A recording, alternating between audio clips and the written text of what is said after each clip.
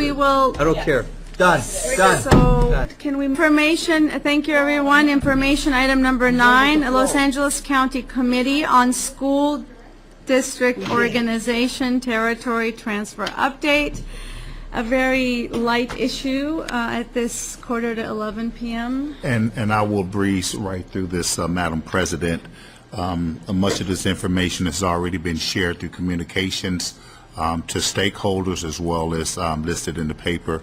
I don't care to delve into the deep details simply because there's a lot of discussion that will need to take place with the board. What I will iterate is that May 3rd, the county committee did make a preliminary decision approving the petition. That petition is following a California Environmental Quality Act study that the committee did sanction the staff to conduct. It'll take approximately 12 months for that study to be completed. At that time, when the study is finished, it'll come back before the county committee, that same county committee that made the preliminary decision. They will render a final vote to either approve or to deny the petition. At that time, either entity, based upon the decision, will have an opportunity, if they wish, to appeal the county's decision to the State Board of Education, at which that time that decision would be the ultimate and final decision. At this time, I do want to state that all of our GUSD families, regardless of their zip code or regardless of the street that they live on, are a valuable part of our district. We care about every student. We'll continue to serve them, do not see them based upon their zip code or the street that they live on. We're committed to serve them. We have been serving our families successfully, and we're very, very proud of the services that we render. I will iterate that the state, appealing to the state, could take another 18 to 24 months. Looking at a timeline, if either entity does decide to appeal, we're looking at approximately a 3-year process before any students would possibly be moved, if that was the final decision. And as far as costs, you heard it in our solvency plan, the potential loss to the DJUSD, besides the loss of students and the impact of having families removed from our district, is the fiscal cost is around $2 million annually, which would impact our solvency. Thank you. And if I may, I want to shed a lot of serious light to this, and all due respect, I know the superintendent was being light with it, but this is a and he's upset about it, but Sean Saki and I sat through that meeting. The meeting was, first of all, I was very disappointed in the LA County Board of Education. Specifically, staff gave them specific recommendations on 5 areas that they did not meet criteria and in denial. And what was very disheartening is how the meeting was conducted. And personally, I want to tell all of our residents and all of our stakeholders and all of our parents, this is something that we have to rally together behind. They sent a message that this is not a significant impact to our district.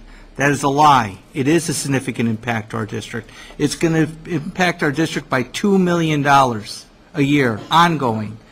And they talked in this meeting too, which is a serious issue. I don't want to say, yes, it's going to happen a year from now. Their side and their petitioners are getting ready to do the next moves. I'm calling out to our PTA, to our stakeholders, and to our teachers, and to all of our organizations that we have to rally together, send a message that we're not happy with this decision.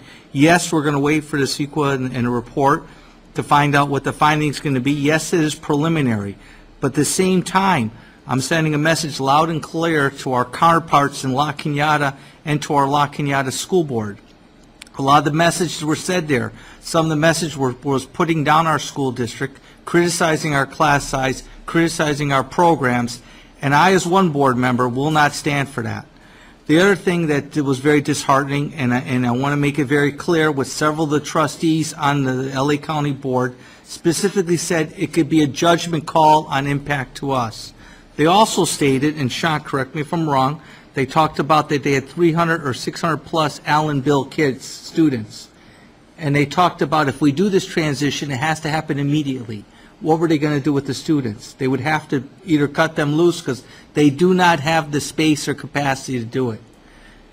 Their board and their delivery of their message was really confusing in a lot of ways because they were sending out different messages that they could handle the students without impacting the state to building facilities and being able to handle these students. So one is that I challenged the community to get engaged with this issue, not wait for the full year, get engaged now with it. Yes, it's going to take a year for the process for the CEQA report, but let's be ready to respond the next meeting. That meeting that they had in LA County on May 3rd, they had a very large crowd from La Cañada that expressed their concerns. Yes, Shant, Saki, myself, Winfred, and Steve, and Dr. Gandera were there. You saw the crowd and the way it was stipulated. The messages that the community was saying about our district was really untrue and really saying they're not getting the benefit. My kid is basically suffering, and that's a lie. Your students aren't suffering in Glendale Unified. And we need to stand up. If we're not speaking together as one and as a strong force, we need to rally our troops and our parents, our stakeholders in the right way. You know, so I couldn't state it enough that, you know, I know they were celebrating Tom Smith, who moved to Chicago by chance, and said his statements. They had his different people deliver their messages. This board member is just beginning. So if we're going to do anything, it has to be amicable for our district, because if we're going to lose $1 that's going to hurt our kids and hurt our programs, we're ready to roll up our sleeves and take this to the distance. So I'm not taking this lightly. I am all in on the situation, and I'm going to make sure that our district up in Mountain Ave and in La Crescenta, our parents and our CV Town Council is notified and educated what we have to do to defend our district.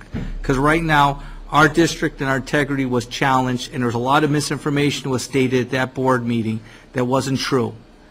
And I'm one board member that's pretty upset about this. I'm not happy with the process and the way they conducted their meeting. That's a report on sagebrush. Okay. Any other comments?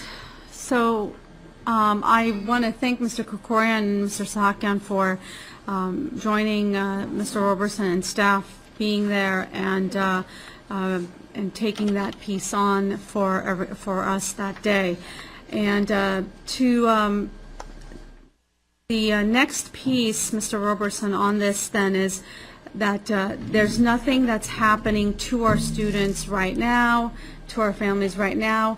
There's going to be 12-month period until the CEQA, the environmental study, comes back to LACO. Is that correct? That's correct. Okay. So everyone is continuing to be in their schools and in their classrooms for a whole year. There's just more studies going on, and then we'll continue with the process. We'll prepare our Death Star, then we'll get it ready like Star Wars. So in terms, I want to only assure parents and kids that that for you, for this coming year, you're in the schools that you are now. And next one is information item number 10, Administration Building Analysis Overview.